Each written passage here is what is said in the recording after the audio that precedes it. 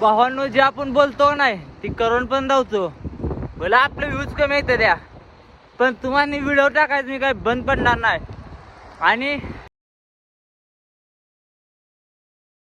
असल्या थंडीत लोक घरात बसतात, त्या थंडीमध्ये नाही तुमचा भाऊ तुम्हाला मनाली द्यावा याला मनाली व्ह्यू मोरचा.